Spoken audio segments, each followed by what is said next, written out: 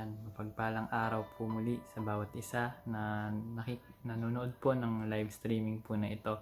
So, welcome po muli sa JCEC Midweek Service natin po for today. So, bago po ang lahat, tayo po muna ay yumukot, manalangin. Yes, hallelujah, Lord. We honor you, Panginoon. We glorify you, Lord. And Panginoon, marami pong salamat muli sa panibagong araw, Lord, na kami nakapanood, Lord, nakakapakinig ng inyong mga salita, Lord God.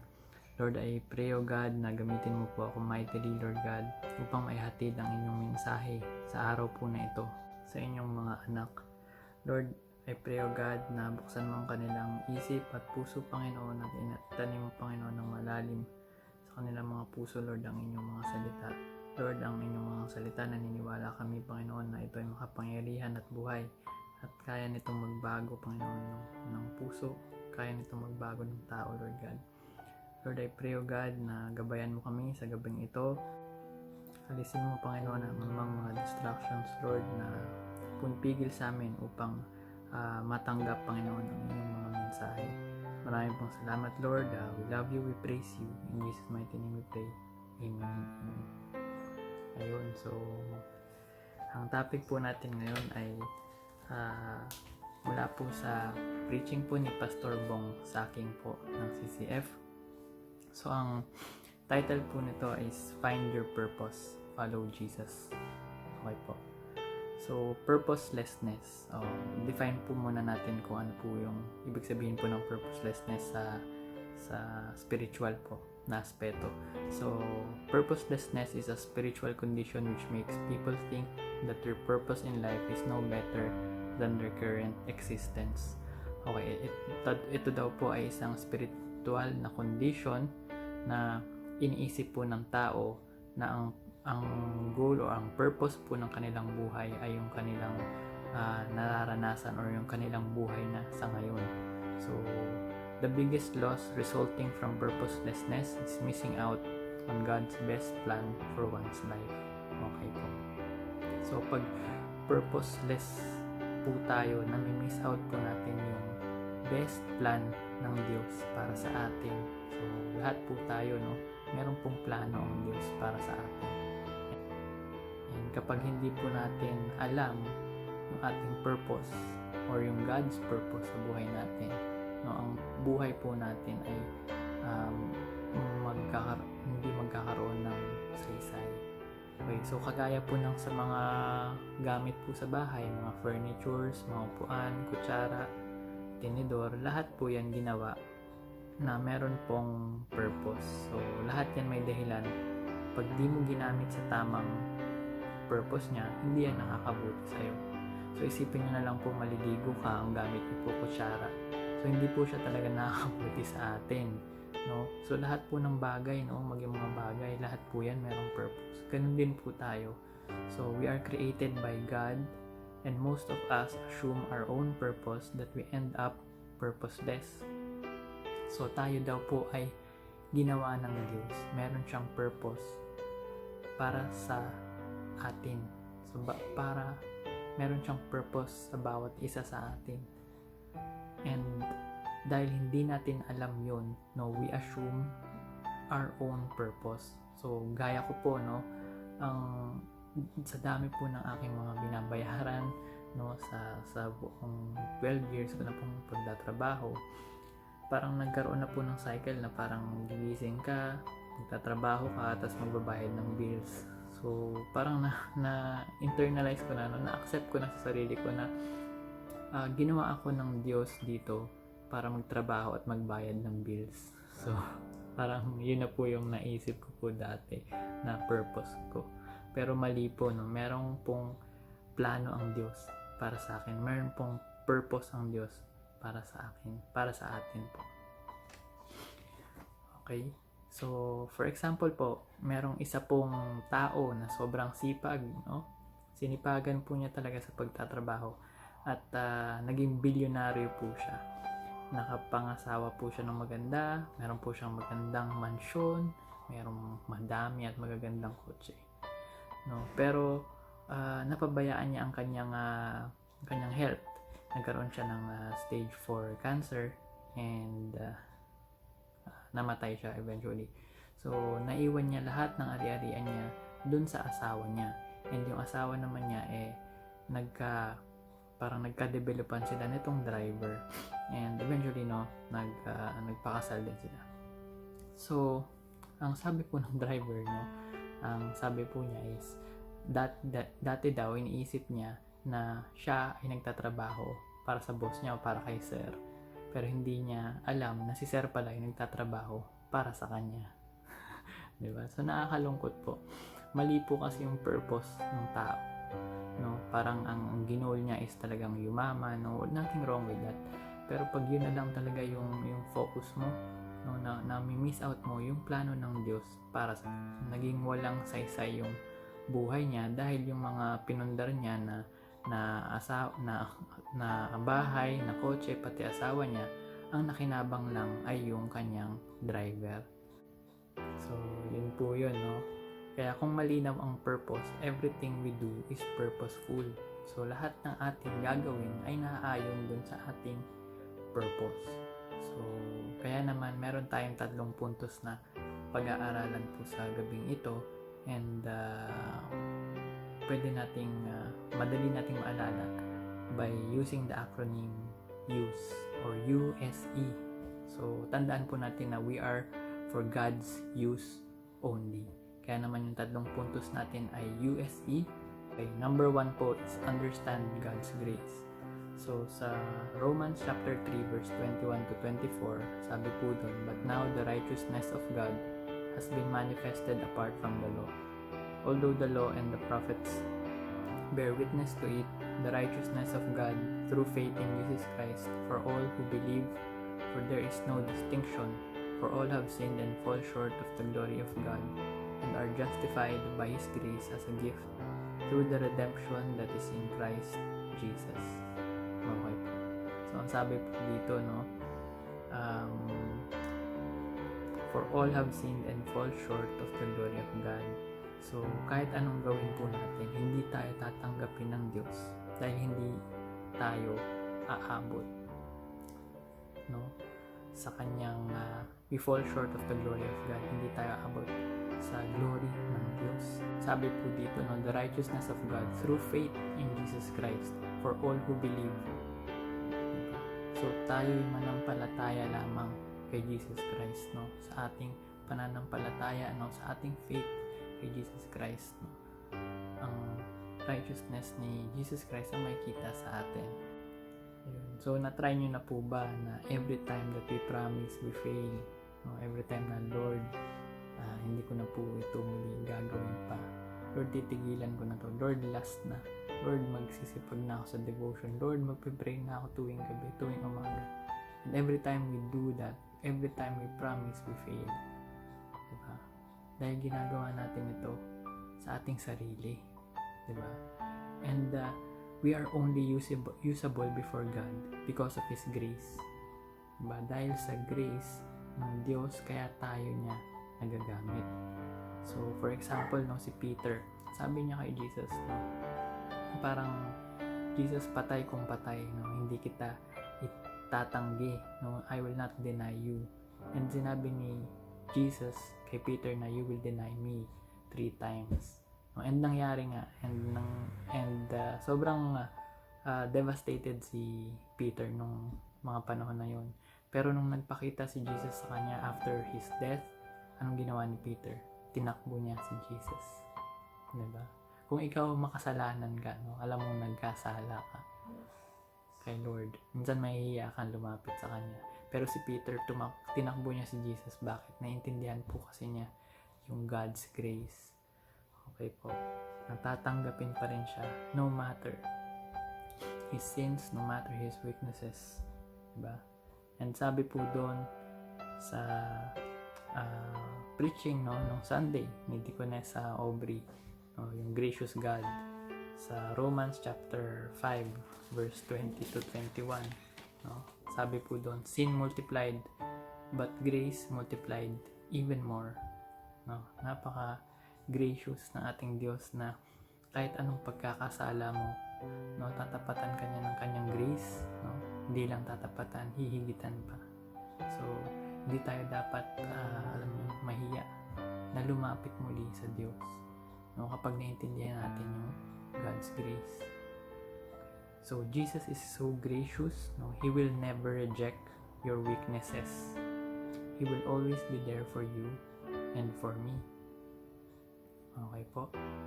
So, minsan, no, mahihiya tayo lumapit. Ang i-excuse natin kasi madami akong kasalanan, hindi ako para dyan, hindi ako magaling, mga ganun, no? And every time we do that, we must understand the God's grace, no, na hindi niya tayo i-reject because of our sins, because of our weaknesses. He is always willing, no, to forgive us. No? He is willing to accept us. Okay, number 2 po, letter S, no? Seek God's priority. Okay po, seek God's priority. So, sa Matthew chapter 28 verse 19 to 20, no, sabi po doon, "Go therefore and make disciples of all nations, baptizing them in the name of the Father and of the Son and of the Holy Spirit, teaching them to observe all that I have commanded you, and behold, I am with you always to the end of age." Okay po, so sa unang puntos po, no, we understand God's grace.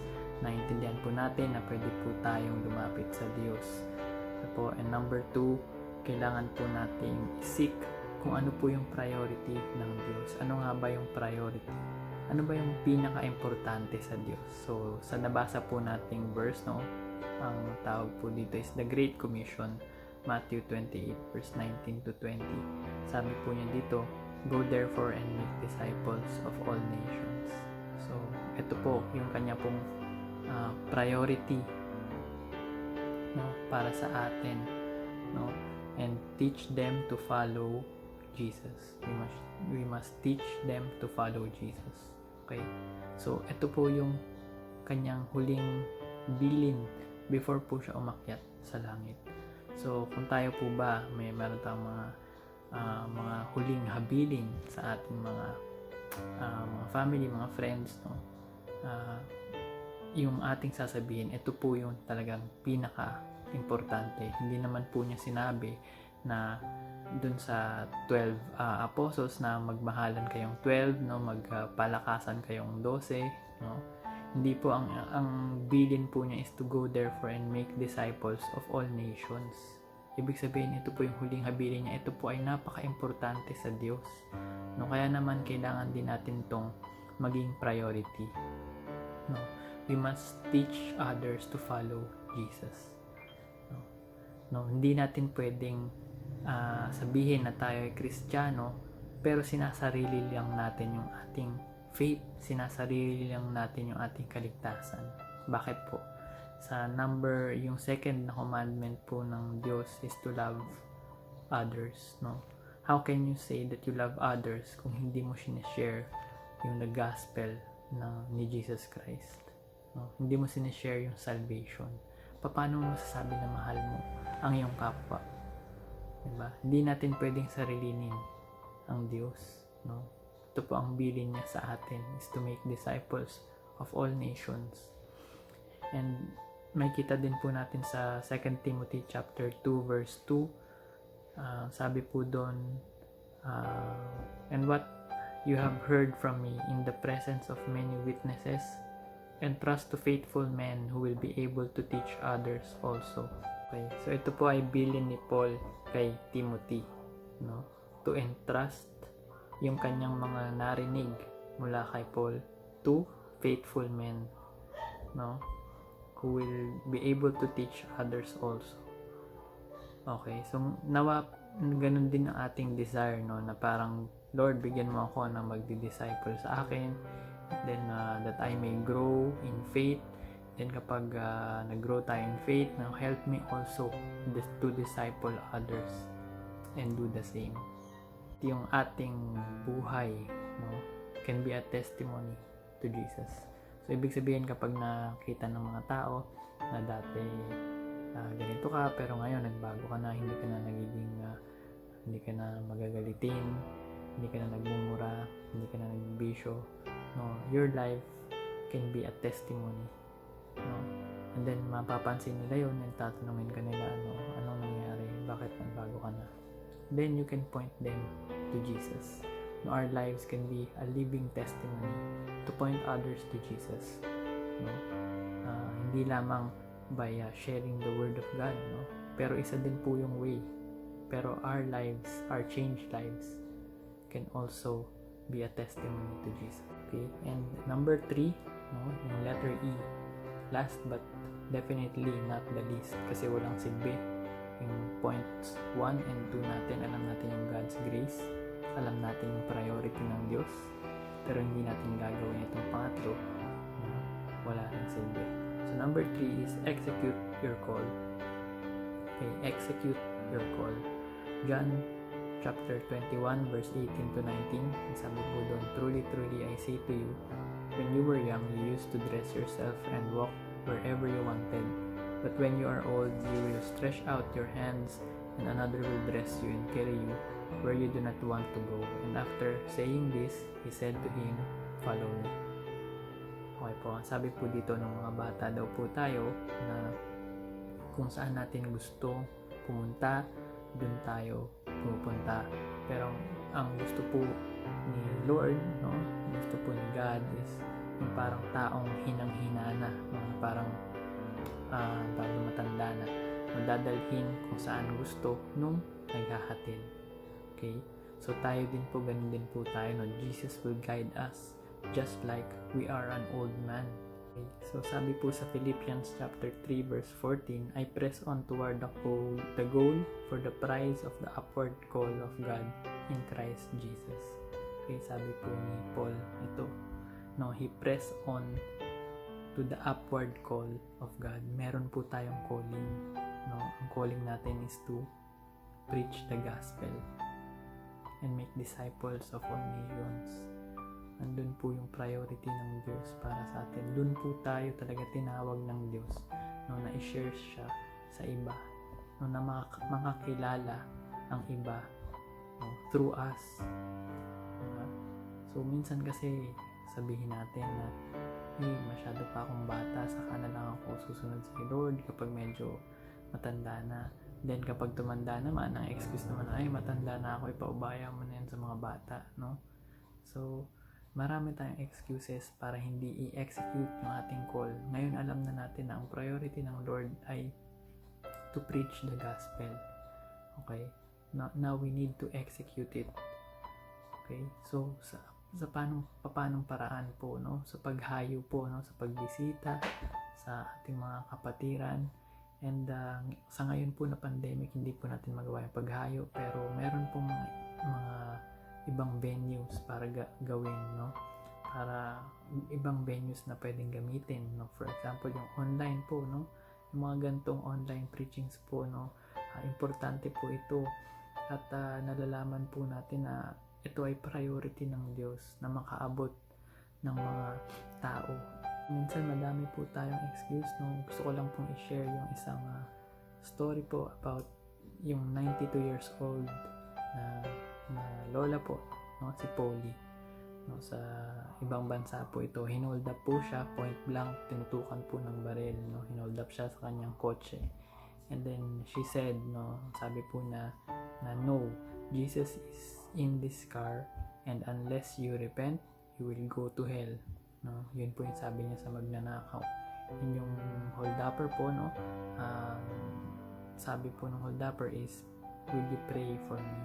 Okay, and sa kabutihan ng Diyos, no, ang hold-upper po na yun ay nakakilala sa Panginoon. Okay? So, regardless of her age, no, God used her. Kaya wala tayong excuse, no? Si Peter, coward, no? Ginamit ng Diyos. Si Paul, isang religious terrorist, no? Ginamit ng Diyos. Si Lazarus, patay na, binuhay pa ng Panginoon. Okay? So, ang tanong lang dito, no? Hindi nalilimitahan ng Diyos. Kayang-kaya niya tayong gamitin para sa calling niya to preach the gospel. Ang tanong lang dito is willing ba tayong magpagamit, no? Willing ba tayong gawin yung purpose ni Lord para sa atin? nawa po ang bawat isa ay magkaroon ng willingness, no, na sundin kung ano yung purpose, kung ano yung plan ng Diyos para sa atin. Dahil alam po natin na ang plano ng Diyos para sa atin, ito yung best plan. Okay? Ito yung best purpose. Po. So, nawa, no, na ating pong may apply sa ating mga buhay. We are for God's use only. So, we must first understand God's grace. He's gracious enough kung ano man yung mga weaknesses, kung ano man ang iyong mga kasalanan, no? Andyan siya para patawarin tayo, para tanggapin tayo. And then we must seek God's priority. No? Alam na po natin na ang priority ng Diyos ay i-share siya sa ibang tao, i-share ang ebanghelyo ni Jesus Christ sa ibang tao. And lastly, we must execute our call. No, wala na po tayo dapat mga excuses. Okay? Dahil ang Diyos willing tayong gamitin para sa kanyang plano para sa atin. Tayo lang po ang kanyang hinihingi. So, tayo po ay yumukot manalangin. Panginoon Diyos, marami pong salamat Lord sa muli Panginoon na successful Lord na midweek service. Nawa Lord ang bawat isa Panginoon ay mabago ang kanilang buhay. Lord, maalala nila Panginoon ang kanilang mga narinig Panginoon mula sa iyo, na I pray Lord na ang kanilang buhay ay magkaroon ng purpose at sundin ang purpose mo Panginoon para sa kanila.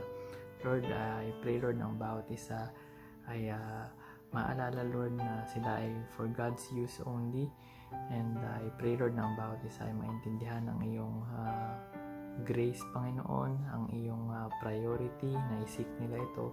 At higit sa lahat, Panginoon, na i-execute nila ang kanilang purpose. Maraming pong salamat o Diyos sa bawat isa na naglaan ng kanilang oras upang makinig ng iyong salita. Lord, nawa pagpalain mo sa kanila, sila Panginoon sa bawat aspeto Panginoon ng kanilang buhay, Lord. Nawa ang inyong mga salita, Lord, at ay magkaroon ng bunga, Lord, sa kanilang mga buhay. Maraming salamat o Diyos. We love you, we praise you. In Jesus' mighty name we pray. Amen and amen. Ayun po, maraming pong salamat muli sa bawat isa na nood, nakinig po ng midweek service. No? To God be the glory po. God bless po.